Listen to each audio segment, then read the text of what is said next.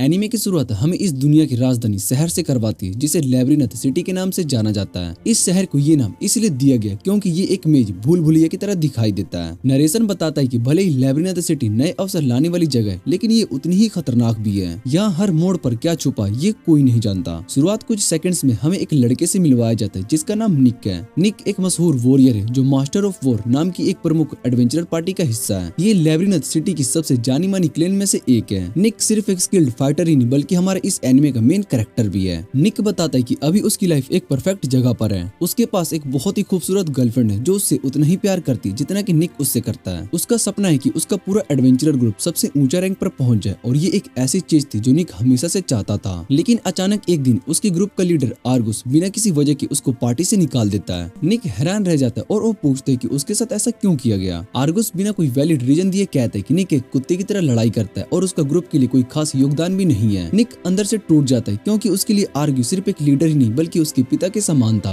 क्योंकि निक का बचपन बिना उसके पिता के गुजरा था। दुख के इस पल में निक सोचता है कि शायद से उसकी गर्लफ्रेंड उसका मूड ठीक कर सकती है, लेकिन जैसे ही निक उससे मिलता है उसकी दुनिया और बिखर जाती है। उसकी गर्लफ्रेंड साफ कह देती कि अब जब वो मास्टर ऑफ वॉर का हिस्सा नहीं रहा तो उसका ब्रेकअप हो जाना चाहिए क्योंकि उसको एक नोबडी के साथ नहीं रहना है। निक एक कॉफी शॉप में चुपचाप बैठा होता है बिना किसी इमोशन के जब तक कि उसकी गर्लफ्रेंड वहाँ से चली नहीं जाती। तभी निक को एक कड़वी सच्चाई समझ में आती है। उसकी गर्लफ्रेंड सिर्फ मास्टर ऑफ वॉर की वजह से उसके साथ थी, उसके अपने लिए नहीं। ये बात उसके दिल पर इतनी भारी पड़ती जैसे किसी ने बड़ा सा पत्थर रख दिया हो। और फिर निक वही करता है जो शायद से हर ब्रोक आदमी करता है। वो अपने कमरे में बंद हो जाता है एक अकेला इंसान बनकर। वो एक लोनली ओटाकू की तरह जीने लगता है। अपनी इंटरनेट आइडल अगेट की दुनिया में खो जाता है। निक उसके प्रति अपना पूरा वक्त और भावनाएं अर्पित करने लगता है ताकि वो अपनी असली जिंदगी की सच्चाई से बच सके। लेकिन निक अगेट की तरफ क्यों अट्रैक्ट हुआ ये समझने के लिए हमें पास्ट में लेकर जाया जाता है। उसी पल जब उसकी गर्लफ्रेंड ने उसका दिल तोड़ा था। उसके बाद निक अंदर से खाली महसूस करता और वो समझ नहीं पाता कि सबने उसके साथ ऐसा क्यों किया, खासकर आर्ग्यूस ने। तभी हमें एक और सीन दिखाया जाता है जिसमें आर्ग्यूस और निक के बीच में आमना सामना होता है। आर्ग्यूस निक को बताता है कि उसने उसको पार्टी से इसलिए निकाला क्योंकि उसको लगता है कि निक खुद को उससे बेहतर समझने लगा था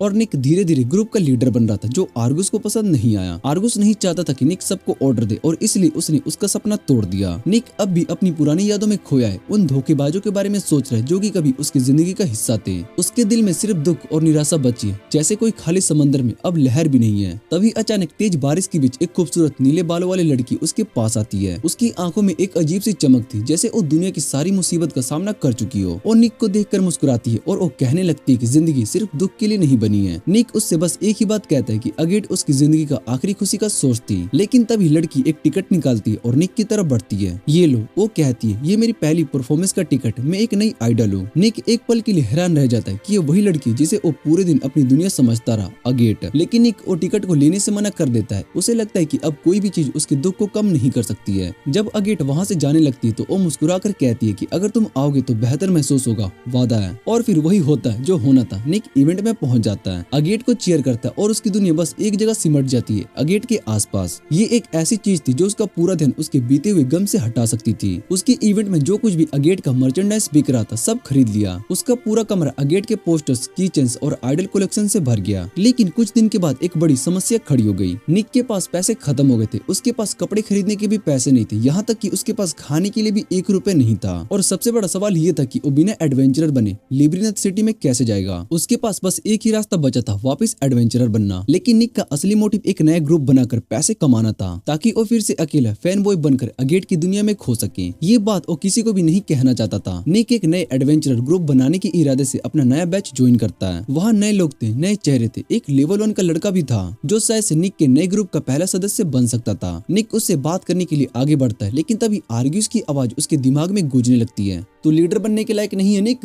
तू एक वीक और बेकार इंसान है, कोई भी तुझे सीरियस नहीं लेगा। ये आवाज सुनकर निक अंदर से हिल जाता है। उसकी सारी हिम्मत एक पल में गिर जाती है। उसका मन ही नहीं होता कि वो उस लेवल 1 एडवेंचरर से बात करे। और तभी कोई और बंदा आकर उस रूकी को अपने ग्रुप में ले जाता है। निक बस वहाँ पर खड़ा रहता है बेकार महसूस करते हुए। आर्ग्यूस फिजिकली वहाँ पर नहीं था, लेकिन फिर भी उसने निक को एक बार फिर हारने पर मजबूर कर दिया। पूरा दिन निक बस यही महसूस करता रहा कि बस उसका मजाक ही बन रहा है। उसका दुख और भी बढ़ जाता है। उसका सेल्फ स्टीम बिल्कुल खत्म हो जाता है। उसे सिर्फ अब एक ही चीज चाहिए थी, आर्ग्यूस से बदला। उसका लेजेंडरी ग्रुप जो जा चुका था, नए दोस्त मिलने की कोई उम्मीद नहीं थी और नई ग्रुप बनाने में वो हर जगह फेल हो रहा था। आखिरकार निक बस एक अकेला बार में बैठता है एक ड्रिंक लेकर। वहाँ सब एडवेंचरस अपने ग्रुप अपनी सक्सेस सेलिब्रेट कर रहे थे। सब खुश थे, सबकी लाइफ परफेक्ट लग रही थी, सिर्फ निक को छोड़कर। लेकिन तभी 3 और लोग आते हैं और निक के टेबल पर जाकर बैठ जाते हैं। एक अजीब सी सिचुएशन थी, ना किसी ने कुछ कहा और ना ही किसी ने एक दूसरे को देखा। तभी निक को एक और सच्चाई समझ में आई, ये तीन लोग भी किसी ग्रुप का हिस्सा नहीं थे और शायद ये भी उसी तरह अकेला महसूस कर रहे थे। निक एक पल के लिए उस टेबल पर बैठे लोगों को गौर से देखने लगता है। सबसे पहले उसकी नजर उस अजीब सी लड़की पर पड़ती है। उसके हाथों में एक मैजिक कैन है जिसमें एक चमकदार स्टोन फिट है। उसकी प्रेजेंस ही कुछ अलग लगती है, जैसे पूरे रूम में बस उसी की रोशनी हो। जरूर कोई मैजिशियन होगी, निक अपने मन में ही सोचता है। दूसरा बंदा एक क्लरिक लगता है, लेकिन फिलहाल वो अच्छी खासी नशे में डूबा है। उसके कपड़ों से अभी भी परफ्यूम की महक आ रही होती, जो कि साफ दिखाता है कि वो भी किसी क्लब से आया है। लेकिन उसके चेहरे पर बस एक ही चीज दिख रही होती, गहरी उदासी। और तीसरी लड़की कुछ और ही निकली। उसके बालों में एक अजीब सी साइन थी, उसकी आंखें भी एक अलग ही तरीके से चमक रही थी। तभी निक को समझ में आता है कि ये लड़की आधी ड्रैगन और आधी इंसान है। और अब सब लोग टेबल पर साथ बैठे हैं। जैसे वेट्रेस ने ड्रिंक लेकर आती, निक अपना गिलास उठाता है और एक नया टोस्ट देता है, लेकिन ये किसी और के लिए नहीं, ये सिर्फ खुद के लिए। अब मुझे आर्गुस की कोई परवाह नहीं और ना ही मुझे उस बेवकूफ लड़की की याद आती है और ना ही मुझे वो दिन याद करने का शौक जब मैं एक बड़ा एडवेंचरर था। और तभी निक अपना गिलास जोर से टेबल पर रख देता है और उसके शब्दों से एक अजीब तेज आवाज गूंजती है, मैं कभी भी किसी पर भरोसा नहीं करूंगा। और तभी एक अजीब सी बात होती है, वही एग्जैक्ट शब्द टेबल पर बैठे तीनों लोग ने भी बोली होती है। निक एकदम हैरान रह जाता है, क्या ये सिर्फ इत्तेफाक है? उसके दिमाग में ये सवाल घूमने लगता है और फिर कहानी हमें बताने लगती है कि ये तीनों लोग भी निक की तरह ही धोखा खा चुके हैं। टियाना एक खूबसूरत और प्यारी सी लड़की, एक टैलेंटेड में जो कि हर दिन अपने मैजिक को और बेहतर बनाने के लिए मेहनत करती है। उसकी ट्रेनिंग के बाद स्कूल मास्टर उसके पास आता है, टियाना तुमने हर मैजिक एलिमेंट में मास्टरी हासिल कर ली है, तुम सिर्फ एक सिंपल स्टूडेंट नहीं हो, तुम हमारे स्कूल की सबसे शक्तिशाली सोर्सरर हो। ये सुनते ही टियाना के चेहरे पर एक बड़ी सी मुस्कुराहट आ जाती है। आज वो दुनिया की सबसे खुशकिस्मत इंसान थी, उसने इतनी बड़ी सफलता हासिल की थी और सबसे पहले वो ये बात अपने फियोंसे एलेक्स को बताना चाहती थी।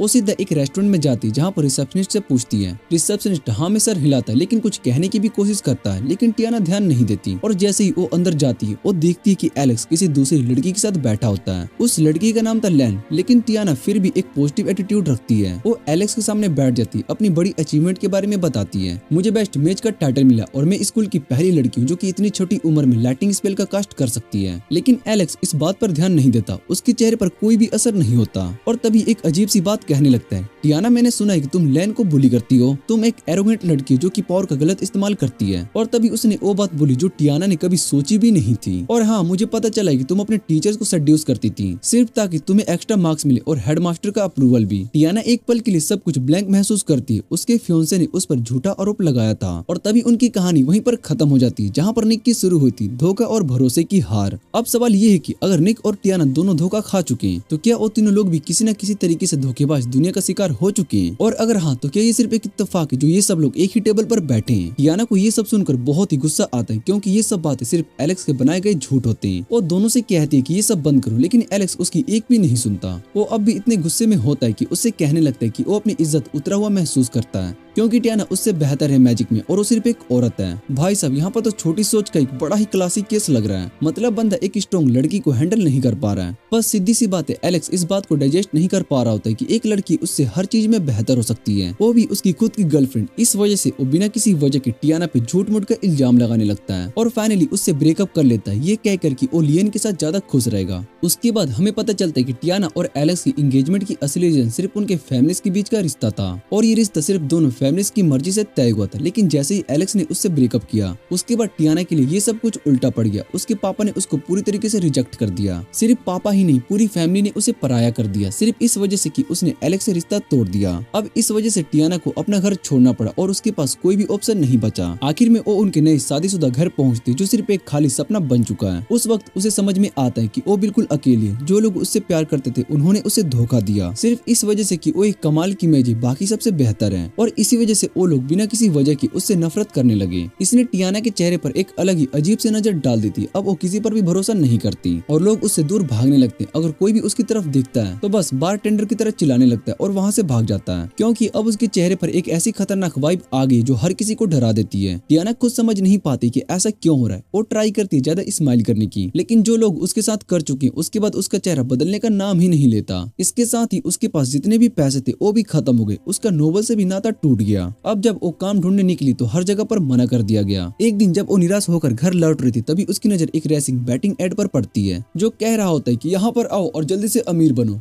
पहले ही बैट में वो जीत जाती है, लेकिन फिर उसे और बैटिंग करने की आदत लग जाती है और धीरे धीरे सब कुछ हार जाती, जो कुछ भी उसके पास बचा था। अब टियाना बिल्कुल ही टूट चुकी थी, ना पैसा, ना घर, ना सपोर्ट और ना ही कोई अपना। वो सोचती है कि अब उसका क्या होगा। फिर एक दिन वो दोबारा बाहर निकलती है और तब उसकी नजर एक नए एडवर्टाइजमेंट पर पड़ती है, एडवेंचरस रूकी क्लब का पोस्टर। यहीं से वो डिसाइड करती है कि उसका नया सफर यहाँ से शुरू होगा। जब वो पोस्टर ध्यान से देख रही होती है, तभी एक आदमी उसके पास आता है और उससे कहता है कि तुम हमारी पार्टी को ज्वाइन करना चाहोगी। और बस टियाना के लिए नए सफर की शुरुआत हो जाती है। लेकिन जैसे ही लड़की पलट कर उस आदमी की तरफ देखती है, उसकी नजर इतनी ज्यादा टेरिफाइंग होती है कि बेचारा बंदा सीधा वहाँ से भाग जाता है। और यही कहानी है कि कैसे टियाना फाइनली इस बार तक पहुँचती है। अब जब टियाना अपनी कहानी सुना चुकी होती है तो निक क्लेरिक से पूछते कि वो यहाँ पर कैसे आया। तो क्लेरिक अपना नाम बताता है, जेन। वो कहता है कि वो एक मशहूर शहर से आया है, जो लेब्रिनथ से पहले उसका घर हुआ करता था। उस पिछले शहर में एक जगह है, टेम्पल ऑफ मिडगर गॉड। यही वो जगह थी जहाँ पर जेन एक प्रीस्ट की तरह काम करता था। शहर के लोग उससे बहुत ही प्यार करते थे, क्योंकि वो दिल का बहुत ही अच्छा इंसान था और हर किसी की मदद करता था और सबकी फिक्र भी रखता था। उस शहर में एक लड़की थी, मैरली, जो कि एक नोबल फैमिली से बिलोंग करती थी और उसके साथ साथ एकदम राजकुमारी जैसा बर्ताव किया जाता था।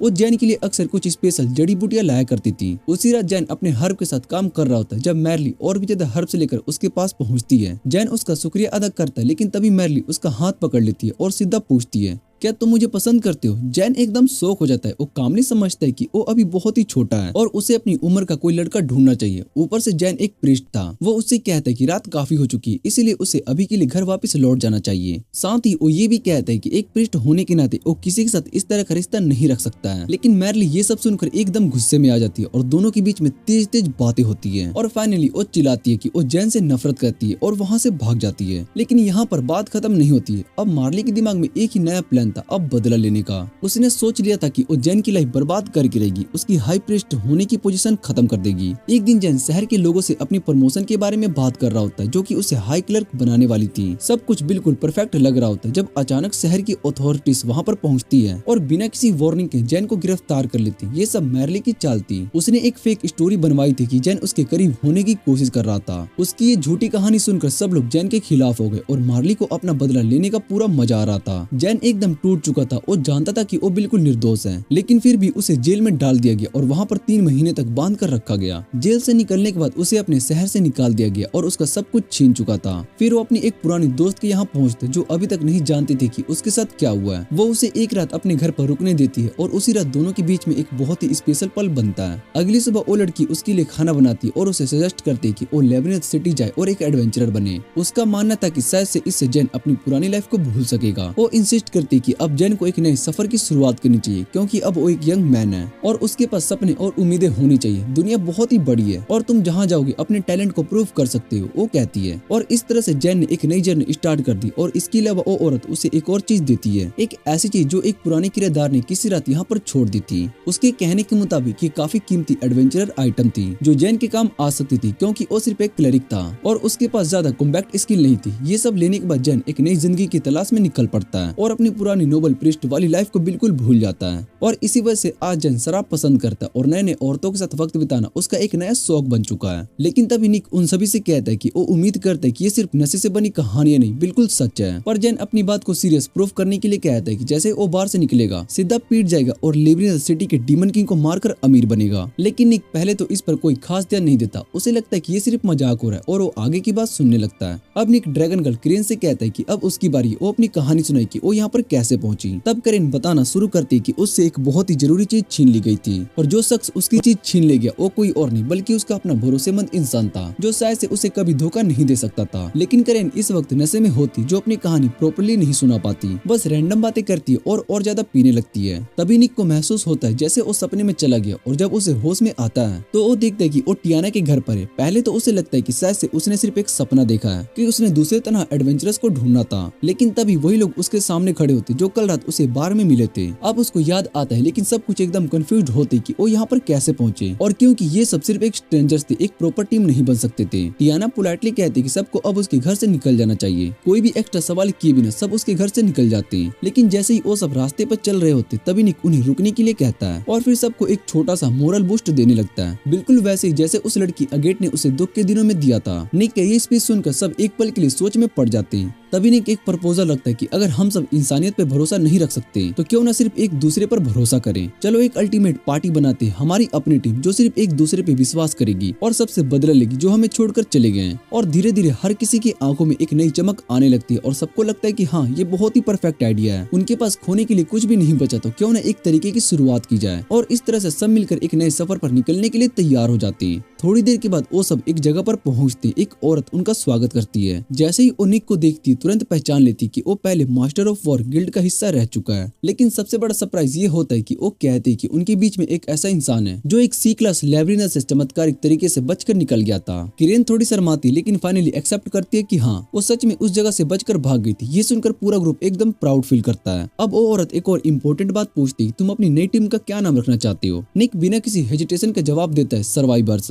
और बस इसी के साथ उनका पहला ऑफिशियल मीटिंग स्टार्ट होता है। निक सबसे पहले इंपॉर्टेंट चीज अनाउंस करता है, ग्रुप के 3 लॉ होंगे और ये लॉ कोई भी नहीं तोड़ सकता है क्योंकि ये उन्हें एक टीम बनाएंगे जो एक दूसरे पर भरोसा करेंगी। और इसी तरह सर्वाइवर्स की कहानी ऑफिशियली शुरू हो जाती है। और पहला नियम ये होगा कि कोई भी किसी के पसंदीदा शौक का मजाक नहीं उड़ा सकता। दूसरा नियम ये होगा कि हमेशा पार्टी के पैसों पर नजर रखी जाए। और तीसरा सबसे जरूरी नियम ये है कि हर एडवेंचर के बाद जिंदा वापस आना होगा। नियम उनको कहने के बाद निक सबको बताता है कि पार्टी के पैसों का हिसाब वही रखेगा लेकिन टियाना की देखरेख में। और प्रिस्ट हमेशा सेफ पर नजर रखेगा ताकि उनका खाना सुरक्षित रहे। लेकिन पुरानी धोखेबाजी की यादों की वजह से सभी इसका विरोध करने लगते हैं। उनका कहना है कि अगर पैसों का हिसाब निक रखेगा तो वही सबसे ज्यादा फायदा उठाएगा। पर बात भरोसा करने पर आ जाती, सभी एक दूसरे से अनजान थे इसलिए अभी भी उनके बीच विश्वास की कमी थी। लेकिन कहीं न कहीं सभी को ये बात समझ में आ जाती है कि पुरानी बातें भूलकर नई तरीके से जीने का एक आखिरी मौका है। अब अगर ये एक दूसरे पर भरोसा नहीं करते तो उनका जीवन वैसे ही कष्ट और दुखों से भरा होगा। ये बात खत्म होती है और सीन बदल जाता है। अब सभी अपने पहले मिशन पर जा रहे थे जो कि एक जी क्लास का लैब्रिनथ जिसका नाम विस्कोस एक्वेडक्ट होता है। क्योंकि उन्हें एक नए एडवेंचर के ग्रुप के रूप में माना गया है इसलिए उन्हें सिर्फ 2 और लैब्रिनथ क्लियर करने पड़ेंगे और उनके बॉस को हराना होगा ताकि वो F रैंक तक लेवल अप कर सके। फिर निक सभी को बताता है कि ये ज्यादा मुश्किल नहीं होगा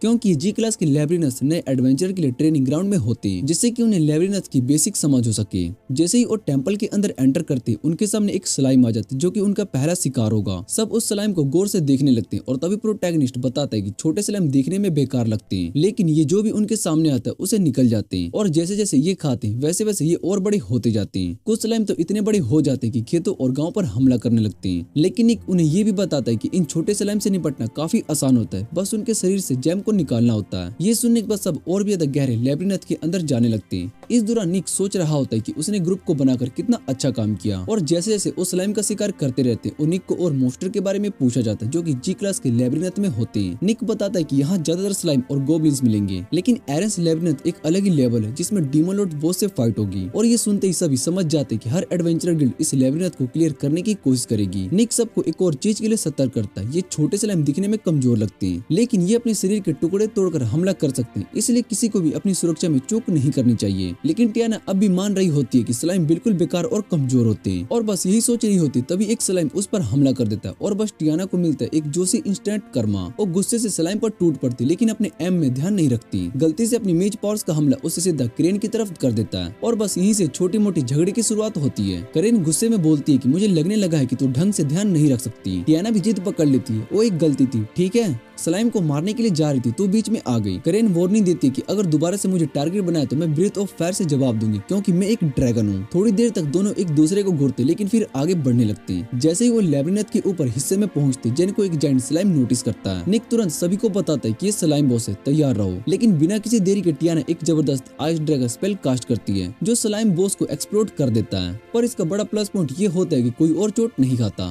और उन्हें मोस्टर का जैम मिल जाता है जो कि बदले में पैसों के लिए बेचा जा सकता है। लैब्रिनथ के बाहर आने के बाद निक एक इम्पोर्टेंट काम करने का फैसला करता है, ग्रुप ऑफ ऑर्गेनाइज करना। सबसे पहले वो अपनी पोजीशन को क्लियर करता है, मैं कॉम्बैट लीडर रहूंगा और लैब्रिनथ को एक्सप्लोर करने में गाइड करूंगा। लेकिन मुझे मैजिक या हीलिंग का कोई आइडिया नहीं है और न ही मैं करेन जैसे हैवी वेपन का यूज कर सकता हूँ। फिर वो सभी को इंकरेज करता है कि वो अपनी वीकनेस भी बताए ताकि वो एक दूसरे की लिमिट को समझ सके। लेकिन क्योंकि अभी भी सब एक दूसरे से अनजान थे इसलिए कोई भी अपनी कमजोरी को एक्सेप्ट करने में हेजिटेशन दिखाता है। निक समझाता है कि तुम्हें अभी बताने की जरूरत नहीं है लेकिन मैं तो अपनी बता सकता हूँ ना, क्योंकि अगर भरोसा बनाना है तो शुरुआत कहीं ना कहीं से तो करनी पड़ेगी। जैन ये बात सुनता है और आगे बढ़कर अपनी एबिलिटीज के बारे में बताता है। मैं एक हीलर हूँ, लेकिन मुझे हीलिंग मैजिक के अलावा कुछ भी नहीं आता। तभी टियाना उठती और करेन के सामने आती और उससे माफी मांगने लगती है। फिर वो सबको अपनी स्ट्रॉन्गेस्ट एबिलिटी के बारे में बताती है। मैं विंड और वाटर मैजिक में एक्सपर्ट हूँ और मेरे पास एक पावरफुल लाइटिंग अटैक भी है, लेकिन मुझे फायर मैजिक बिल्कुल भी नहीं आती और करेन जैसे हैवी अटैक भी मार सकती हूँ। टियाना ये भी एक्सेप्ट करती कि उसकी सबसे बड़ी कमजोरी क्लोन कॉम्बैक्ट है और उसे दूसरों के वेपन्स यूज करना भी नहीं आता। करेन को हजम नहीं होता कि टियाना इतनी इनोसेंट क्यों बन रही है। जब टियाना बैठती है तभी ठंडी हवा चलती है जिसमें उसे ठंड लगती है। करेन बिना कुछ बोले आग का एक छोटा ज्वाला गोला फेंकती है ताकि टियाना के पास एक मिनी बोनफायर बन सके, लेकिन टियाना चीख पड़ती है, अबे तू मेरे फेस पर एम कर रही थी है ना। और बस ये सुनकर पूरा ग्रुप जोर जोर से हंसने लगता है। अपनी वीकनेसेस जानने के बाद ग्रुप नेक्स्ट लेबिरिंथ इंटरेस्ट ढूंढने के लिए फॉरेस्ट में एक्सप्लोरेशन शुरू करता है, लेकिन जैसे ही वो आगे बढ़ते हैं उनका सामना होता है एक गोब्लिन टेरिटोरी से और यहाँ पर निक अपनी असली ताकत दिखाता है। एक पल के लिए सब सोच में पड़ जाते कि ये बस एक नॉर्मल बैटल होगी, लेकिन निक तो अलग ही लेवल का निकला। एक सेकंड में वो एक के बाद एक गोब्लिन्स को तबाह कर देता है। ये देखकर पूरा ग्रुप शॉक हो जाता है। टियाना को सडनली एक आइडिया आता है कि वो एक मैजिकल डिटेक्शन स्पेल का यूज करती है और बताती है कि अगले 500 मीटर दूर तक उसे और भी गोब्लिन्स दिखाई दे रहे हैं। जैन जो हर तरह के मैजिकल आर्ट्स में एक्सपर्ट है तुरंत कह देता है इतनी दूर तक मैजिक सोर्सेस डिटेक्ट करना ये तो नॉर्मल बात नहीं है। लेकिन अब उसका ध्यान एक और इम्पोर्टेंट बात पर चला जाता है, निक। ये सब डिस्कस करने लगते हैं कि निक अपनी असली स्ट्रेंथ छुपा रहा है, मतलब बंदा इतना स्ट्रॉन्ग है फिर भी ऐसे बिहेव कर रहा है जैसे कुछ भी नहीं आता। करेन थोड़ी इरिटेट हो जाती है और वो बोलती कि मुझे सिर्फ एक गोब्लिन मारने को मिला, बाकी सारे तू ही ले गया है ना। लेकिन तभी टियाना एक और सीरियस वार्निंग देती है, एक बहुत ही पावरफुल मैजिक सोर्स आ रहा है गोब्लिन फॉरेस्ट के अंदर से। सब एक दूसरे की तरफ देखते, इतनी स्ट्रॉन्ग पावर, क्या ये कोई कमाल का गोब्लिन हो सकता है। निक अलर्ट हो जाते कि ये ओग्रे हो सकता है या फिर इवोल्व्ड होप गोब्लिन। वो सभी को बताते कि अगर ये इवोल्व्ड मॉन्स्टर हुआ तो हमारे लिए बहुत ही डेंजरस होगा, अगर गलती से भी एक भी मूव रॉन्ग हुआ तो वो सबको मार सकते हैं। तभी निक स्ट्रेटेजी सेट करता है, मैं और करेन अटैक करेंगे क्योंकि ये मॉन्स्टर्स मैजिक रेसिस्टेंट होते हैं। जैन और टियाना सिर्फ डिस्ट्रक्शन और हीलिंग के लिए होंगे। करेन अपनी एक हेवी वेट शॉट उठाती और एक कॉन्फिडेंट स्माइल देती है, इसका मतलब मैं हमारी बेस्ट होप पर हूँ। निक सिर्फ एक छोटी सी स्मित देता है कि अगर तू गलत प्रूफ हुई तो फाइट के बाद तू ट्रीट देगी। बस सब एक्शन मोड में आ जाते और मॉन्स्टर्स के लेयर में पहुंचते और देखते हैं एक बड़ा सा ओग्रे जिसमें काफी सारे गोब्लिन्स उसको गार्ड करके रखे होते हैं। करेन बिना टाइम वेस्ट के लीड लेती है और निक छोटी गोब्लिन्स को हैंडल करने लगता है। जैन और टियाना पीछे से सपोर्ट देते हैं हील और बफ्स देखकर। करेन अपनी स्वॉर्ड उठाती और उस पर एक जबरदस्त फायर स्पेल फ्यूज करती है और उसको आसमान में उठाकर जोर से नीचे लेकर आती है। बस अब सबको गोब्लिन्स के हॉर्न एक्सट्रैक्ट करने होते ताकि उनका गिल्ड रैंक अप हो सके। निक एक गोब्लिन का हॉर्न खींचने की कोशिश करता है लेकिन इतना जोर लगाता है कि बैलेंस बिगड़ जाता है और सीधा करेन पर आकर गिरता है। करेन का स्पेशल पेंडेंट टूट जाता है। तभी कहानी एक छोटे फ्लैशबैक में जाती है। करेन एक स्ट्रीट मार्केट में होती एक ब्यूटीफुल नेकलेस देख रही होती जो उसकी औकात से बाहर होता है। तभी एक मर्चेंट उस पर चिल्लाने लगता है, ओए तूने पेंडेंट को स्क्रैच किया, तुझे इसका पूरा पैसा देना पड़ेगा। और फिर फ्लैशबैक वहीं पर कट होता है और पेंडेंट में करेन टूटा हुआ पेंडेंट देख रही होती बिना कुछ कहे। एक दिन जब एक बेकार आदमी करेन से जबरदस्ती पैसे मांग रहा था तब एक एडवेंचर कालियास आगे आए और उस आदमी की चालबाजियों का पर्दाफाश कर दिया। बदले में उस मर्चेंट को ये फैसला लेना पड़ा कि वो नेकलेस बिना किसी पैसों के देगा, वरना उसकी सारी हरकतें अथॉरिटीज को बता दी जाएगी। इस तरह से करेन बिना किसी दिक्कत के नेकलेस ले पाई और उसके दिल में कालियोस के लिए और भी ज्यादा इज्जत बढ़ गई। उस दिन से करेन ने तय कर लिया कि वो कालियास की वफादार बनेगी, एक ऐसे आदमी की जिसे वो एक सच्चा हीरो मानती थी। कालियोस के एहसान का बदला चुकाने के लिए करेन हर बार किसी डिंजन की रेड करने के वक्त आगे रहती थी, लेकिन उसे कभी भी ये महसूस नहीं हुआ कि उसका फायदा उठाया जा रहा है सिर्फ इसलिए क्योंकि वो एक ड्रैगन काइंड थी। पर ये सच उस दिन बदल गया जब जिस आदमी को उस सबसे ज्यादा इज्जत देती थी उसने उसको धोखा दे दिया। जब एक बहुत ही बड़े विशाल सांप के जहर की वजह से करेन धीरे धीरे अपनी सांसें खो रही थी तब कालियोस ने आखिरी वार किया और उस मॉन्स्टर को खत्म कर दिया। पर इसके बाद जो हुआ वो और भी ज्यादा दुखदायक था। मॉन्स्टर का कोर हासिल करने के बाद कालियोस और उसके साथी मरने के लिए उसको वहीं पर छोड़कर चले गए, जैसे कि ये सभी काफी नहीं था। कालियोस ने ड्रैगन जेम को भी चुरा लिया, वो पवित्र रत्न जिसे ड्रैगन काइंड की सुरक्षा करने के लिए करेन को दिया गया था। दिन गुजरते गए पर करेन को कालियोस का कोई पता नहीं मिला।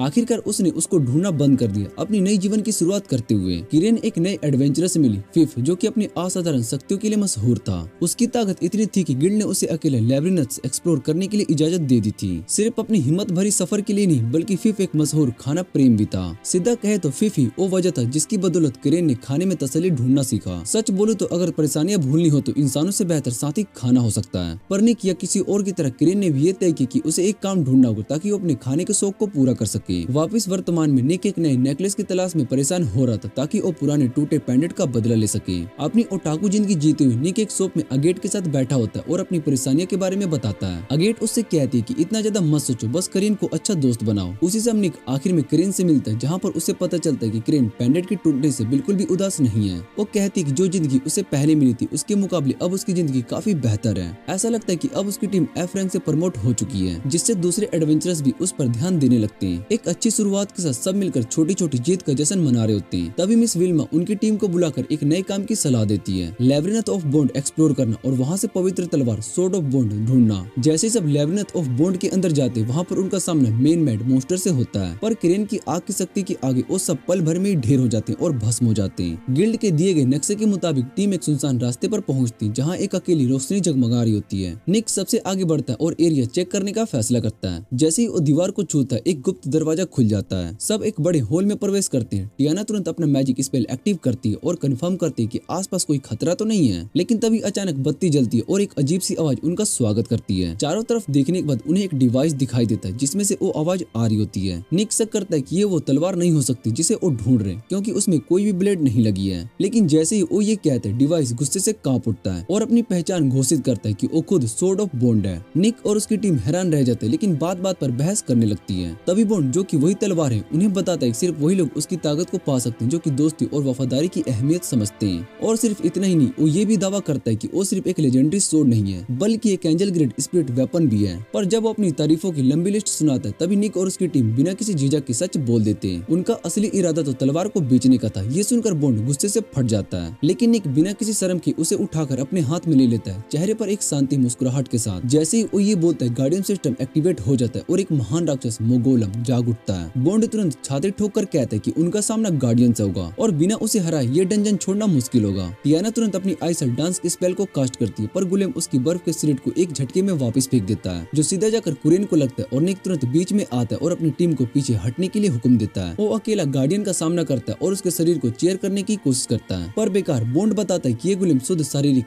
हमलों से प्रभावित नहीं होता। ये सुनकर बॉन्ड निक को उसका गुलेम ट्रिगर देने की सलाह देता है। ये सुनकर बॉन्ड निक को उसका गुलेम ट्रिगर करने की सलाह देता है, पर जब निक तलवार को एक्टिवेट करने की कोशिश करता है तो तलवार उसकी कमांड को नहीं मानती। ऐसा इसलिए होता है क्योंकि निक का अपनी टीम के साथ जो समर्थन होना चाहिए था वो अभी तक अधूरा है। इसके तुरंत बाद गुलेम निक पर एक भारी प्रहार करता है, जिससे कि वो सीधा नीचे एक गहरे गड्ढे में गिर जाता है। ऊपर जेम अपनी माना बूस्ट करके टियाना की मदद करता है, जो मॉन्स्टर को रोकने के लिए उसका शरीर जमाने की कोशिश करती है। और दूसरी तरफ कुरेन नीचे गड्ढे में जाकर निक की मदद करने की कोशिश करती है। निक उसे अपने किए पर माफी मांगता है, पर कुरेन एक हल्का सा मुस्कुराहट के साथ कहते हैं कि उसे माफी मांगने की जरूरत नहीं है, क्योंकि उसके मुताबिक पेंडेंट के टूटने से अच्छा ही हुआ। उसने बीते हुए कल से जुड़ा छोड़ दिया और आगे बढ़ने का हौसला पाया। उसी पल बॉन्ड एक बार और निक को एक्टिवेट करने के लिए कहता है। जब टियाना और जेम अपनी मौत को स्वीकार कर रहे होते हैं, तभी अचानक एक प्रभावित रूप उभरता है, निक और कुरेन का एक संगलित अवतार। उनकी मिलीजुली शक्ति और नई इरादों की मजबूती के साथ गुलेम एक भयंकर हार का सामना करता है। पर जब ये सब हो चुका होता है, तभी एक और धोखा सामने आता है। सोर्ड ऑफ बॉन्ड असल में एक नकली तलवार निकलती है। फिर भी मिस विल्मा ये खुशखबरी देती है कि उन्हें फिर भी पैसे मिलेंगे, जो उनके दिल को सुकून देता है। लेकिन कहानी यहीं पर खत्म नहीं होती। जब सब रिलैक्स कर रहे होते, तभी एक नौजवान लड़का गिल्ड के अंदर आता है। वो अपने आप को किजुना बताता है, जो कि किसी और का नहीं, होलीसूट का मानव रूप है। और इसी तरह टीम अपने नए मेंबर का स्वागत करती है। इसके बाद टियाना अपने पुराने इंस्ट्रक्टर के बारे में सपना देखती है, जिनकी करियर को नुकसान पहुंचाएगा जब उनका नाम उस सैंडल में फंस गया जो टियाना के एक्स फियोंसे ने रचा था। दूसरी तरफ कुरेन और जेम अपनी इमोशंस को दबाकर उठते हैं, जबकि निक एकदम चिल्लाकर उठता है, क्योंकि उसके सपने में उसकी एक्स गर्लफ्रेंड क्लाउडीन आ जाती है। जैसे ही सच्चाई सामने आती है तो पता चलता है कि ये सब किजुना की टेलीपैथी की वजह से हो रहा था, जिसे कभी कभी वो कम्युनिकेशन के लिए यूज करता है। थोड़ी देर के बाद उनका सामना एक और ओगरे से होता है। अपनी कॉम्बैक्ट एबिलिटी दिखाने के लिए किजुना सभी को अपने काम से एक दिन की छुट्टी देने का फैसला करता है और अकेले ही मॉन्स्टर का सामना करता है। अपनी टेक्निक का इस्तेमाल करते हुए वो अपना एक डुप्लीकेट सुमन करता है और तेज टकरार से ओगरे को तुरंत हरा देता है। टीम किजुना की स्किल से प्रभावित होती है, मगर तभी किजुना एक और सच्चाई बताता है। उसकी टेलीपैथी उसको बाकी सभी से स्टेमिना और मैजिक लेने की शक्ति देती है। फिर वो ये भी बताता है कि उसके पास उन सभी वॉरियर्स की स्वॉर्डमैनशिप स्किल भी, जो कि उससे पहले उससे लड़ चुके हैं। चाहे किजुना कितना भी अपने आप को बड़ा दिखाने की कोशिश करे, सभी ये मान लेते हैं कि वो उनकी पार्टी के लिए एक वैल्यूएबल एसेट हो सकता है। लंच के लिए निकलते वक्त निक का दिल एक सेकंड के लिए और तेज धड़कने लगता है, जब कुरेन उन्हें वही रेस्टोरेंट लेकर जाती है जो निक के सपने में आया था। और मजेदार बात तो ये होती है कि अंदर जाकर निक वही क्लाउडीन को देख लेता है, जो किसी नए शिकार पर नजर जमाए होती है। निक अपनी एक्स गर्लफ्रेंड की ये चाल देखकर समझ जाता है कि वो फिर से किसी और को कौन करने वाली है, पर इस बार निक उसका ये प्लान फेल कर देता है और बेचारे लड़के को बचा लेता है। एक्सपोज होने के बाद क्लाउडीन वहाँ से तुरंत निकल जाती है, लेकिन कुछ देर के बाद वो वापस आती है और निक के सर पर अपना ठंडा बियर डाल देती है। इस बार वो अपने पार्टी लीडर लियोन के साथ आयरन टाइगर क्रॉप से आई होती है। पर असली मजाक तो तब बनता है जब निक रिवील करता है कि अगर क्लाउडीन उस लड़के को सक्सेसफुली कौन कर देती है तो उसका पार्टी से निकलना तय था। लड़ाई के लिए ये बात बाहर तक पहुंचती, जहां पर लियोन निक से माफी मांगता है और ये भी बताता है कि उसका प्लान क्लाउडीन को पार्टी से निकालने का था, क्योंकि उसकी वजह से बार बार दिक्कत हो रही थी। लियोन निक की तारीफ करता है कि कैसे उसने सर्वाइवर्स को एक साथ रखा और मेंबर से जबरदस्ती वसूली किया। ये बात सुनकर निक को गुस्सा आ जाता है और वो तुरंत टाइगर काइंड को एक अच्छा सबक सिखाता है। पर तभी लियोन का एक साथी बैक उसको जोर से मुक्का मारकर गिरा देता है। जैसे ही सीन और गर्म होने लगता है, कुरिन भी बीच में आ जाती है और बैक को उसी की ही दवा चखा देती है। तभी अचानक से मिस विल्मा और रिसेप्शनिस्ट भी वहाँ पर आ जाती है, मगर लड़ाई रोकने के लिए नहीं बल्कि एक एडवेंचर स्टाइलिश सोल्यूशन देने के लिए। वो सजेस्ट करती है कि सब कुछ फेयर तरीके से सॉल्व किया जाए अर्थमेटिक बियर नकल के माध्यम से।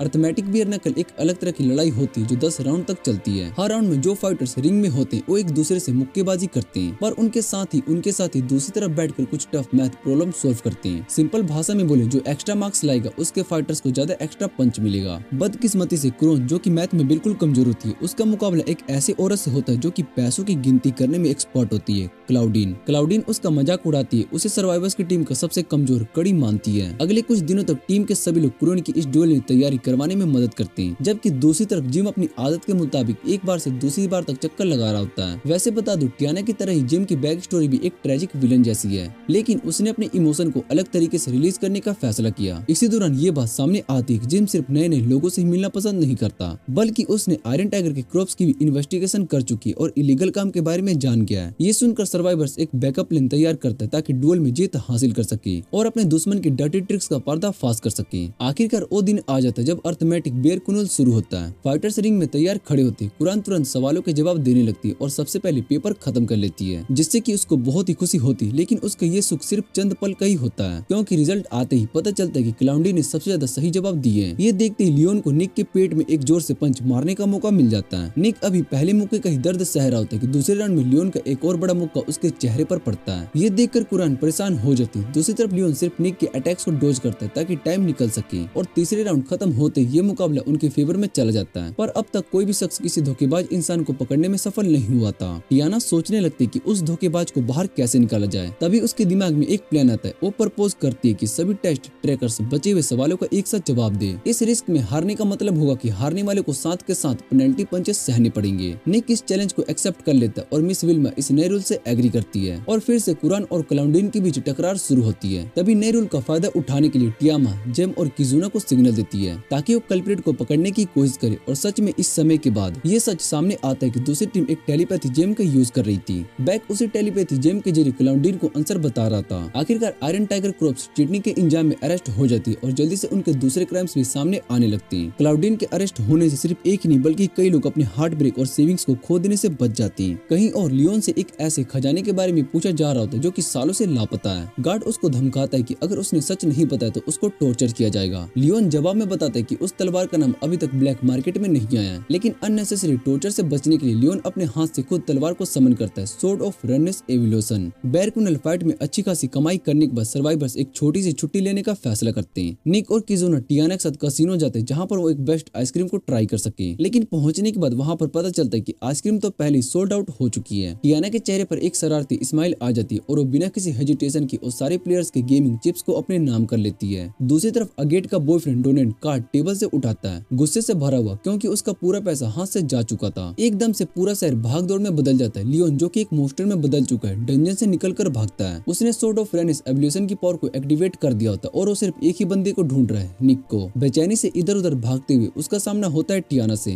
टियाना अपनी आंखों पर विश्वास नहीं कर पाती जब उसे ये समझ में आता है कि ये ड्रावना मोस्टर कोई और नहीं बल्कि लियोन ही है। लियोन अपने नए फॉर्म की खास ताकत का खुलासा करता है कि अब उसकी सेंस ऑफ स्मेल इतनी तेज हो चुकी है कि वो झूठ की बू को भी सूंघ सकता है। उसका गुस्सा तेजी से बढ़ता है और वो टियाना से धमकी भरी आवाज में पूछता है कि निक कहाँ पर है। टियाना बिना डरे जवाब देती है कि उसे बंदी बनाने का कोई मतलब नहीं है। वो याद दिलाती है कि सर्वाइवर्स कभी भी एक दूसरे के दोस्त थे ही नहीं बल्कि एक झुंड थे जो कि दुनिया की बेवफाई की वजह से एक साथ जुड़ने पर मजबूर हो गए थे। ये सुनकर लियोन एक सेकंड के लिए अपने गार्ड को नीचे कर लेता और यही टियाना के लिए मौका होता है। एक तेज अटैक मारते ही वो सीधे एग्जिट की ओर दौड़ पड़ती है, पर उसके सरप्राइजेस की कोई सीमा नहीं होती जब वो देखती कि लियोन पर उसका वार कोई असर नहीं हो रहा है। पल भर में वो उसके पीछे आ जाता है। टियाना तुरंत डोनी को चिल्लाती है कि वो अगेट को लेकर तुरंत यहाँ से भाग जाए। जब सीन में सिर्फ टियाना और लियोन ही बचते हैं, टियाना साफ कह देती कि निक उसे बचाने नहीं आएगा। लियोन को तुरंत समझ में आता है कि वो झूठ बोल रही। इस बात से वो और गुस्से में आ जाता है। वो फैसला करते कि टियाना को जिंदा रखने का कोई इरादा नहीं है, वो बस उसे मार गिराने वाला होता ही है। और फिर जिस चीज की किसी को उम्मीद नहीं थी वही होता है। निक वहाँ पर पहुंच जाता है और उसका पहला वार लियोन के अटैक को रोक देता है। किजुना अब तलवार के रूप में उसके हाथ में चमक रही होती है। एवोल्यूशन को तुरंत बोन की प्रेजेंस महसूस होती है और लियोन बिना किसी देर के फुल पावर अनलेस कर देता है। एक पल में वो एक और बड़े खतरनाक मॉन्स्टर में इवॉल्व हो जाता है। इस नए खतरनाक मोड़ पर निक और टियाना एक अजीब सी सोच के साथ एक नया एक्सपेरिमेंट करने का फैसला करते हैं और लो एक चमत्कार हो जाता है। दोनों एक फ्यूज हो जाते हैं एक नए वॉरियर के रूप में। जो दोनों का मिश्रण होता है वो लियोन को रोकने की कोशिश करता है, पर लियोन का अपना मन और शरीर उसकी सुनना बंद कर देता है। एवोल्यूशन उसके अंदर से उसे चलाने लगता है और बिना अपनी मर्जी के वो आसपास के लोगों को चोट पहुंचाने लगता है। लियोन के अंदर भी एक लड़ाई चल रही होती है। वो खुद को प्रूव करना चाहता है कि वो सिर्फ एक विलन नहीं है। वो एवोल्यूशन के कंट्रोल से छूटने के लिए पूरी जान लगा देता है, पर धीरे धीरे एवोल्यूशन उसकी कमजोरी का फायदा उठाने लगता है। उसके इमोशंस का इस्तेमाल करके उसे अपना पूरा गुलाम बना लेता है। तभी टियाना और निक को एक और मौका मिलता है। वो दोनों मिलकर कसिनो के एंटी मैजिक कार्ड्स का इस्तेमाल करते हैं जो लियोन की मोस्टर फॉर्म को वापस से नॉर्मल बना देते हैं। रात को निक लियोन से मिलने के लिए जाता है और वो बताते हैं कि एवोल्यूशन अब सील किया जा चुका है। पर इससे भी ज्यादा जरूरी बात, निक और टियाना दोनों जानते हैं कि एवोल्यूशन उस पर कंट्रोल जमा रहा था। तब लियोन किसी को मारने से बचाने की पूरी कोशिश कर रहा था। तब कहानी एक नए फ्लैशबैक में चली जाती जहाँ एक पुरानी याद जिंदा होती है, जब आर्गेट सिर्फ एक बेल हगिस के नाम से जानी जाती थी और डोनिन के बार में काम करती थी। जब भी मौका मिलता था स्टेज पर जाकर गाना गाती थी। एक दिन बिना किसी अंदाजे के एक म्यूजिक प्रोड्यूसर उसकी बार में चिल कर रहा होता है। बस उस दिन उसकी किस्मत लिखी जा चुकी थी। उसे एक बड़ी ऑफर मिलती है और जब वो स्टेज पर एक प्रोफेशनल आइडल को परफॉर्म करते हुए देखती है तभी उसे समझ में आता है कि यही उसकी तकदीर है। शुरुआत में सब कुछ सपने जैसा होता है, रेनबोस और बटरफ्लाई से भरी दुनिया, पर धीरे धीरे सब कुछ बदलने लगता है। उसका बॉयफ्रेंड डोनेन अपना असली रंग दिखाने लगता है। डोनेन का बिजनेस पूरी तरीके से डूब चुका था और जब रोजी रोटी का सवाल आया तो उसके पास सिर्फ एक ही ऑप्शन बचा हुआ था, अगेट। उसे अच्छी तरह पता होता है कि अगेट एक आइडल बनकर खूब पैसा कमा रही है, इसलिए वो उससे उधार मांगने लगा। धीरे धीरे डोनेन गैम्बलिंग का आदमी हो गया और किस्मत देखो उसकी मुलाकात हुई गैम्बलिंग की असली महारानी टियाना से। दूसरी तरफ अगेट को एक नए इंसान ने प्रभावित किया, एक शानदार वॉरियर जिसने लियोन को हराने के बाद ग्रैंड एंट्री मारी। उसे समझ में नहीं आया कि टियाना और निक फ्यूज हो चुके, लेकिन जैसे उसने फीमेल नाइट का वो शानदार रूप देखा उसके दिल में एक नए सपने ने जन्म लिया। तभी वो उस वॉरियर को लेडी पलाडिन के नाम से बुलाती है। वापिस आज के समय में डोनिन को एक ऑफर मिलता है, उसके सारे कर्जे चुकाने की रकम, बस एक शर्त पर कि वो अगेट से हमेशा के लिए रिश्ता तोड़ देगा और अगर कभी भी रास्ते में टकरा भी गया तो ऐसे बिहेव करेगा जैसे वो पहचानता तक नहीं। कुछ दिन के बाद अगेट अपने ग्रैंड कम बैक कॉन्सर्ट की तैयारी करती है। वो अपनी वापसी की पूरा श्रेय उस देवी को देती है जिसे उसने कसिनो में देखा था। निक ये सुनकर हैरान रह जाता है क्योंकि उसे समझ में नहीं आता कि इस बात पर हंसना चाहिए या फिर सोच में पड़ जाना चाहिए। कॉन्सर्ट का शुभ आरंभ होता है और एक नए गाने के साथ, जो कि किसी और के लिए नहीं बल्कि लेडी पलांडीन के लिए गाया जाता है। लेकिन शहर में कुछ अजीब हो रहा होता है। एक राक्षसमय शैतानी चीज स्टैंपिंग मैन के बारे में अफवाहें तेजी से फैल रही थी। कहलाता तो वो एक मॉन्स्टर था जो कि बच्चों को उठाने का काम करता, पर असल में कोई भी नहीं जानता था कि वो सच में एक कहानी है। किजुना सिर्फ इस चीज के पीछे पागल हो रहा था, जबकि उसके साथियों को ये यकीन नहीं था कि ऐसा कोई मॉन्स्टर सच में, जो कि जर्नलिस्ट एडवेंचरर ओलिविया ने खास तौर पर इंटरेस्ट दिखाया। उसने कहा, जब तुम्हें इस बारे में कोई भी क्लू मिले मुझे बताओ। रात होती है। कॉन्सर्ट के बाद निक और किजुना बड़े मेज से वापस जा रहे होते हैं। तभी किजुना को एक अजीब सी फीलिंग आती है, जब मुसीबत में है। दोनों बिना किसी देरी के उसे ढूंढने के लिए निकल पड़ते हैं। एक अंधेरी गली में उनका सामना होता है उसके साथ, जिसकी अफवाह पूरी शहर में थी, स्टैंपिंग मैन। किजुना तुरंत अटैक करता है पर अपने टारगेट को खो देता है। इसके बाद उन्हें जैम दिखते हैं जो कि एक छोटी लड़की को बचा रहा होता है। उसका नाम होता है रियाना। रियाना साफ साफ कहती है कि उस पर हमला करने वाला कोई और नहीं बल्कि स्टैंपिंग मैन ही था। वो और भी एक बड़ी बात बताती, उसकी माँ काफी समय से इस मॉन्स्टर के पीछे पड़ी थी। उसे एक्सपोज करने के लिए जैम बिना किसी शक के उसकी बात को मान लेता और उसकी माँ की बहादुरी की तारीफ करता है। फिर एक अजीब पल आता है। रियाना जैम की डिसिप्लिन बनने की जिद करती है, पर निक तुरंत बीच में आ जाता है। उसने पहले भी ये सिनेरियो सुना था और इस बार कुछ अलग होने वाला था, पर हैरानी की बात ये होती है कि जैम आराम से रहता है, न गुस्सा, न हैरानी और न ही किसी इमोशनल रिएक्शन के साथ। और रियाना का रिक्वेस्ट शांत दिमाग से मान लेता है। पहले थोड़ा सोचने का वक्त लो, बस वो इतना कहता है। पर लड़की फिर भी एक चीज मांगती है, एक आखिरी हग। ये सुनकर जैम उसे फिर से एक बार रोकते हुए याद दिलाता है कि तुम जब तक बड़ी नहीं हो जाती मुझे छूना भी मत।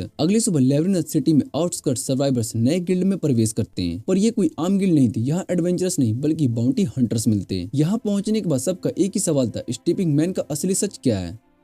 गिल्ड के रूल के मुताबिक नए एडवेंचरर्स को बड़े बाउंटी के बारे में इंफॉर्मेशन नहीं दी जाती, इसलिए रिसेप्शनिस्ट उन्हें एक इंटरमीडिएट लेवल का क्वेस्ट देती, एक आदमी जिसका नाम हेल है उसको पकड़ाना है। जब रिवॉर्ड की बात हो रही होती तब एक हंटर एस नाराज दिखाई देता है क्योंकि उसको लगता है कि एडवेंचरर्स उसका काम छीन रहे हैं। उसका कहना है कि उसको बस गोबलिंग हंटी तक ही रहना चाहिए। ऐसे एक वेगर लगाने की बात करता है। तभी टियाना एक पाउच भरकर कोइन टेबल पर स्लैम करती है और शर्त लगाती है कि वो लोग हेल को गिल्ड तक ले आएंगे। जब वो अपनी डेस्टिनेशन की तरफ निकलते तो गेट कीपर उन्हें वॉर्न करता है कि नेल गेरवा के रास्ते रास्ते में मत पड़ना। आगे जाकर उनका सामना कुछ थग से होता है जो कि उन्हें इजीली पकड़ लेते हैं और उनसे हेल की लोकेशन के बारे में इंफॉर्मेशन निकलवा लेते हैं। क्वेस्ट को कंटिन्यू करते वक्त जेम को एरिया के लोगों की बुरी हालत देखकर थोड़ा अजीब लगता है, लेकिन जल्दी वो लोग हेल को ढूंढ लेते और बिना किसी दिक्कत के उसको पकड़ भी लेते हैं। जैसे ही वो लोग उसको लेकर जाने वाले होते तभी एक आदमी नलगिरी जो कि एक एक्स प्रीस्ट होता है उनका रास्ता रोक देता है। वो बताता है कि हेल उसका पेशेंट है क्योंकि उसको एलो डेविल डिसीज हो चुकी है। एडवेंचरस हेल की बाउंटी का जिक्र करते हैं, जिसके बाद नेलगार्वा को मजबूर होकर हेल को उनके हवाले करना पड़ता है। किजोना इस मौके का फायदा उठाकर नेलगार्वा से स्टैम्पिंग मैन के बारे में पूछता है, लेकिन वो कुछ भी नहीं बता पाता। हेल उन्हें बस इतना बताता है कि एक रिपोर्टर शहर में बच्चों को कैंडिस दे रहा था और उनसे बातें कर रहा था। वापस गिल्ड पहुंचकर शाना अपनी जीती हुई बैटिंग मनी उठाकर सबको ड्रिंक्स पिलाती है। अगली सुबह रिसेप्शनिस्ट उन्हें पेमेंट देती है और साथ ही स्टैम्पिंग मैन से जुड़ी केस फाइल उनके हवाले करती है। इतने देर में ओलिविया वहाँ पर आ जाती है और बिना किसी सस्पेंशन के एक बच्चे के इंटरव्यू लेने लगती है। किजोना और किरेन अपने पहले स्टैम्पिंग मैन और ओलिविया के इनकाउंटर के बारे में डिस्कस कर रहे होते हैं। तभी निक उस रिपोर्टर को कन्फ्रंट करता है। जैसे ही निक ओलिविया से क्वेश्चन करने लगता है वो एकदम रूफटॉप पर जंप करके भाग जाती है, जिससे कुरेन और टियाना का एग्जिट गार्ड करने का पूरा प्लान फेल हो जाता है। कुछ वक्त के बाद रिनी की मां उनसे मिलती है और अपनी बेटी को बचाने के लिए उनका शुक्रिया अदा करती है। पता चलता है कि एडा एडवेंचरस के बीच काफी फेमस है और निक बताता है कि वो एक रैंक होल्डर है। एडा फिफ्थ को भी जानती है और वो बताती है कि अब वो एस रैंक तक पहुंच चुका है। तभी एक और ट्विस्ट आती है। रेन एक बार फिर से जेम का अप्रेंटिस बनने की बात उठाती है, लेकिन जेम के चेहरे का एक्सप्रेशन थोड़ा बदल जाता है। तभी वो कन्फेंस करता है कि उसको छोटी लड़कियों से अब डर लगने लगा है। जब रेन जेम से पूछती है कि वो उसको क्यों बचाया, तो जेम सिंपली कहता है कि कोई भी उस सिचुएशन में होता तो यही करता। लेकिन इस कन्फेशन के बाद जेम भी ये मान लेता है कि वो खुद भी अपने इस डर से एक दिन निकल सकता है। अपनी पेनफुल पास्ट का जिक्र करने के बाद उनकी बात एक और मेन टॉपिक पर शिफ्ट हो जाती है। स्टंपिंग मैन को हराने का तरीका। निक एडा से रिक्वेस्ट करता है कि वो उन्हें एक स्ट्रॉन्ग एनिमी को हराने का तरीका सिखाए। एडा उनकी ट्रेनिंग शुरू करने से पहले उन्हें एक स्पेशल मशरूम ड्रिंक देती है जो उनकी लेटेंट मैजिक एबिलिटीज को अनलॉक कर सकता है। एक क्विक पीप टैप के बाद इंटेंस फिजिकल ट्रेनिंग शुरू होती है जो स्पेशली इस तरीके से डिजाइन की गई होती है कि लोग स्टंपिंग मैन से मिलकर फाइट कर सके। दुश्मन की बात करें तो सर्वाइवर्स एक बार फिर स्टंपिंग मैन से टकराते हैं, हालांकि वो फिर से बच निकलता है, लेकिन इस बार उन्हें शक होता है कि शायद से ओलिविया इसकी कल्प्रिट नहीं है। ये सोच करके किडनैपर्स कोई एशियंट मैजिक टूल्स का यूज कर रहा है। निक सीधा लियोन के पास जाता है, बस कुछ स्टेम्स बंस के बदले। लियोन एक पुरानी कहानी बताता है इल्यूजन किंग जेम की। ये एक ऐसा जेम स्टोन है जो कि किसी भी इंसान की प्रेजेंस और शक्ल को बदल सकता है। इल्यूजन को तोड़ने का एक सिंपल तरीका भी लियोन उन्हें बताता है। अगर तुम उस मैजिक यूजर का असली नाम जान लो तो इल्यूजन खत्म हो जाएगा। जेम और टियाना अपनी इन्वेस्टिगेशन को और आगे बढ़ाते हैं और धीरे धीरे एनिमी को एक जोन नैरो डाउन कर देते हैं जो उन्हें वापस से शहर की सरहद में ले जाता है। लेकिन वहां पहुंचकर गेटकीपर उन्हें बस रैंडम केस अपडेट देता है, जिससे कि उनका काम और मुश्किल हो जाता है। एक गहरे फोग में चलते वक्त ओलिविया अचानक निक पर अटैक कर देती है, लेकिन इस बार निक ने एडा की ट्रेनिंग को प्रूफ कर दिखाया। ओलिविया उस पर इल्जाम लगाते कि वो ही असली स्टैम्पिंग मैन है। किजुना अपनी पैरेलल एबिलिटी का यूज करके उसको पकड़ने की कोशिश करता है और ओलिविया वही टेक्निक का यूज करके उसको काउंटर कर देती है। निक उसका नाम बुलाता है, लेकिन इल्यूजन ब्रेक नहीं होता। समझ जाने के बाद दोनों शांत हो जाते और एक प्रॉपर कन्वर्सेशन करते हैं। ओलिविया फाइनली सच बताती कि वो असल में एक रिपोर्टर है और स्टंपिंग मैन भी सिर्फ नाम का। जब वो फुल टाइम एडवेंचरर थी तब उसको ये टाइटल दिया गया था, जो कंफर्म हो जाता है कि ना निक ना ओलिविया और ना दोनों में से कोई भी असली कल्प्रिट नहीं है। तो दोनों डिसाइड करते कि अब मिलकर स्टंपिंग मैन को ढूंढना होगा। कहीं और ओलिविया और सर्वाइवर स्टंपिंग मैन की लेटेस्ट विक्टिम की बॉडी एक्समाइन करने जाते हैं ताकि कुछ नया एविडेंस मिल सके। जेम को उस बच्चे के नीचे एक इल्यूजन किंग जेम का एक छोटा सा फ्रैगमेंट मिलता है। जब ओलिविया उस जेम को तोड़ती है तो लड़की के हाथ पर एक बुलेट मार्क दिखाई देता है और उसके शरीर पर येलो डेविल डिसीज के ट्रीटमेंट के निशान भी मिलते हैं। विक्टिम की केस फाइल दोबारा देखने पर एविडेंस उन्हें वही दिखाता है जो कि वो पहले देख चुके थे।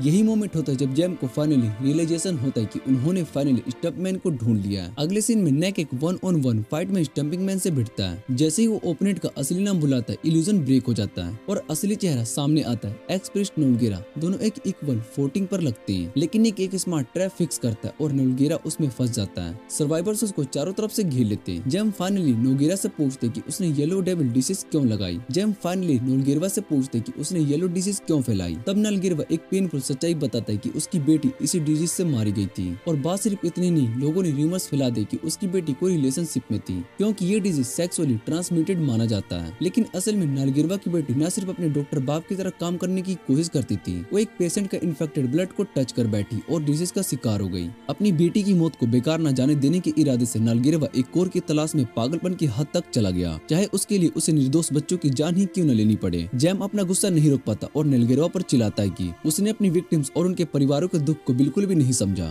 लेकिन नेलगरवा को कोई पछतावा नहीं होता। वो एक हंसी के साथ चिल्लाकर कहते हैं कि अगर वो मर भी गया तो भी कुछ नहीं बदलेगा। उन दोनों के बीच में बहुत ही तेज से बहस होने लगती। फिर किजुना दुश्मनों को वार्न करती है कि कोई आ रहा है। उन दोनों के बीच में बहस और तेज होने लगती है, पर तभी किजुना दूसरों को वार्न करता है कि कोई आ रहा है। एक नाइट जो कि सर से पांव तक फुल आर्मर में होता है, बिना कोई वार्निंग दिए एक बार में ही नलगिरवा का शरीर बीट देता है। जेम तुरंत उसको बचाने के लिए हीलिंग कास्ट करता है, पर नाइट एक पावरफुल अटैक से उसको जमीन पर पटक देता है। कुनार और टियाना गुस्से में एक साथ अपना अटैक छोड़ते हैं, पर नाइट के सामने उसका कोई भी असर नहीं होता और दोनों को आसानी से हरा दिया जाता है। तभी ओलिविया एंटर करती है और नाइट को व्हाइट मास्क कहकर बुलाती है। सबसे हैरत की बात तो ये होती है कि वो बिना किसी वेपन के अपनी नागनी हाथों से उसकी तलवार को रोक देती है। ऑफेंसिव मोड में जाकर ओलिविया व्हाइट मास्क का ध्यान भटकाने लगती है ताकि निक और जेम अपनी बॉडीज को एक साथ मर्ज कर सके। लेकिन व्हाइट मास्क ये देखकर समझ जाते हैं कि उसके ओपोनेंट्स भी किसी सिमिलर रेलिक का यूज कर रहे हैं। उन्हें रोकने के लिए वो ओलिविया को एक मैजिक बैरियर में ट्रैप कर देता है, जो धीरे धीरे इतना प्रेशर बनाएगा कि उसकी बॉडी को कुचल देगा। टीम ओलिविया को बचाने की कोशिश करती, पर व्हाइट मास्क उन्हें रोक देता है। एनिमी की स्ट्रेंथ से परेशान होकर निक और जेम अपनी स्पीड एडवांटेज का यूज करते हैं और व्हाइट मास्क के कमजोर पॉइंट को टारगेट करते हैं। जैसे ही व्हाइट मास्क अपने ओपोनेंट पर पूरी तरीके से फोकस कर लेता है, बैरियर वीक हो जाता है और ओलिविया फाइनली उसमें से निकलने का मौका पा लेती है और एक और डिस्ट्रक्शन क्रिएट करते हुए ओलिविया उसे भीड़ देती है। व्हाइट मास्क को लगता है कि फाइनली अब उसने अपर हैंड ले लिया, पर तभी बॉन्ड उसके फेस पर एक पावरफुल स्टेप मार देता है। अपनी एबिलिटीज के बार किसी को देखकर व्हाइट मास्क इंप्रेस्ड हो जाता है, पर वो तुरंत वहां से भाग जाता है। जाने से पहले वो पूरे बिल्डिंग को एक मैसिव एक्सप्लोजन में उड़ा देता है। किस्मत अच्छी थी कि टीम को सिर्फ माइनर इंजरीज होती, लेकिन नालगेरिया की कंडीशन अलग थी।